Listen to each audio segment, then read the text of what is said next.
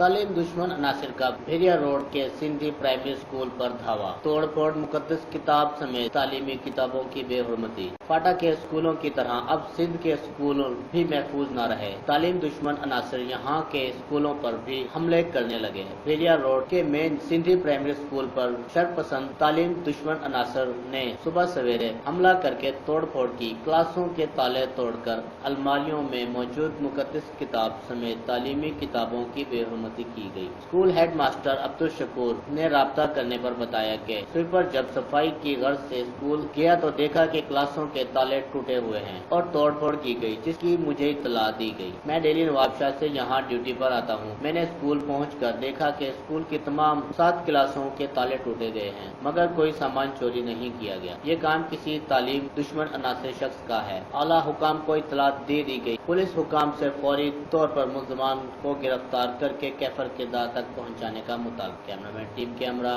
Nadeem Mughal, Raj news, मिशोर of Firoz.